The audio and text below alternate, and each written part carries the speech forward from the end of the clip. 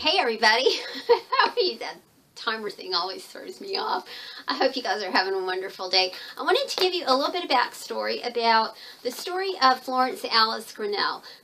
This is the first book of this kind that I've ever done. It's a bit of a departure from my usual flow journals, but I do hope that you enjoy it. I will post this video after this little video explanation and take you guys through the book.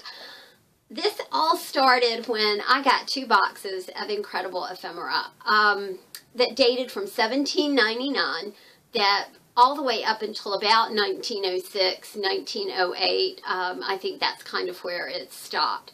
The ephemera was not only photographs, that there were legal documents, warrants, deeds, mortgage deeds, letters, receipts.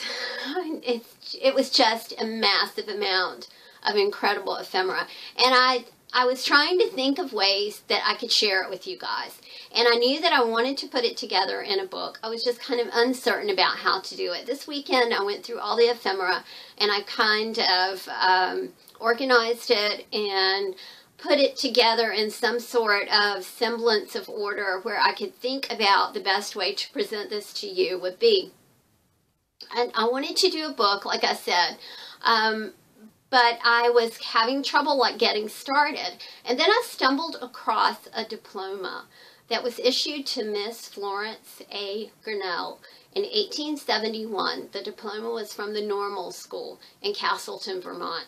And that was the kind of like the Rosetta Stone for building the story about Florence and her family, and how Florence was technically a kind of abandoned child, and how she found her footing after she went to the Normal School in Castleton, and how she became a wonderful, productive, peaceful person, and actually became quite a wealthy woman at the end of her life. So that is how this book came about. It is, like I said, it's kind of a departure for me, but I really do hope you guys enjoy it.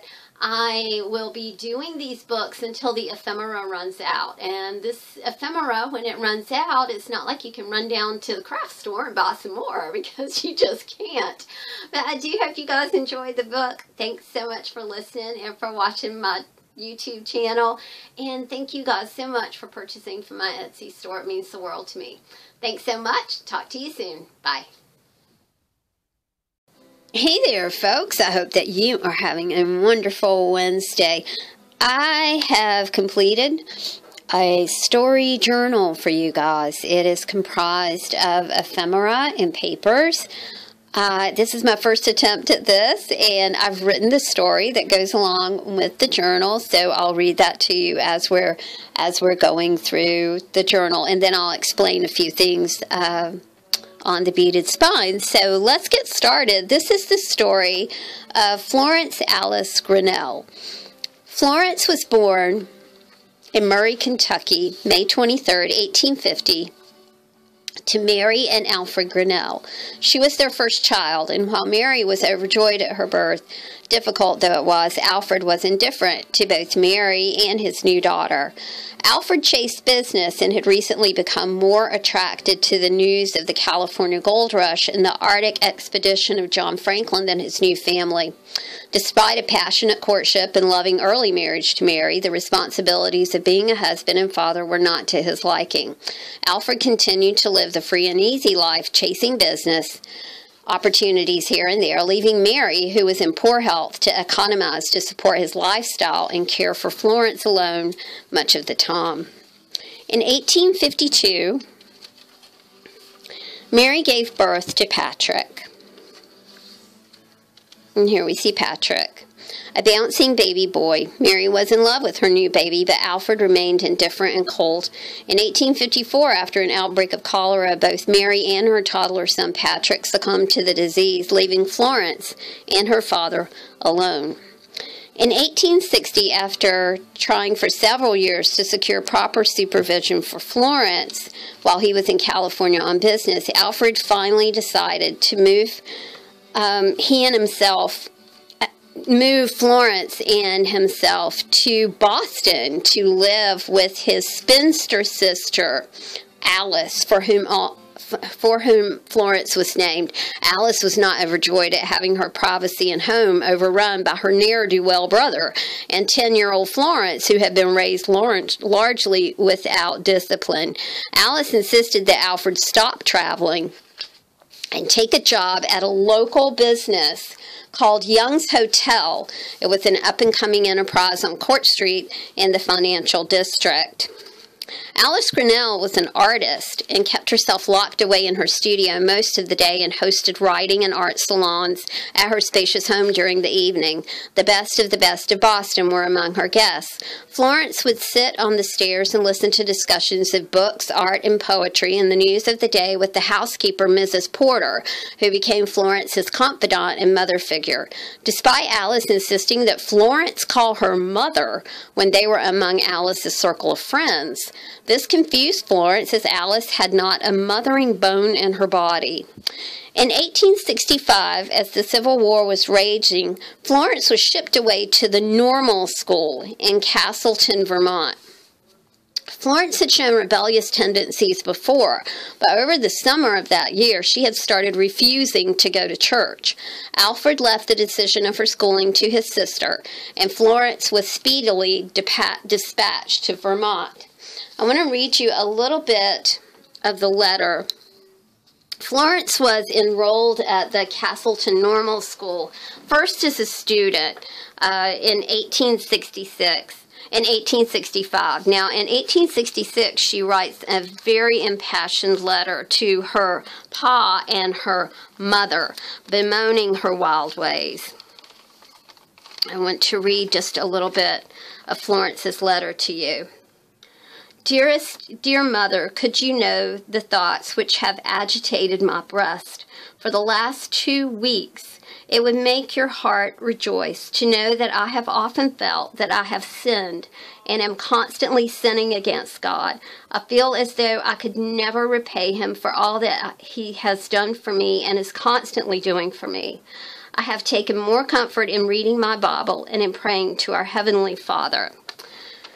Now up here, right here in this letter, Florence begins speaking about her friend, Libby Billings. I have every pleasant occasion of prayer every Sabbath morning with Libby Billings, which is a privilege, which I prize very much. She is, I think, a lovely girl. She does not look much like Hattie, but still, she resembles her some.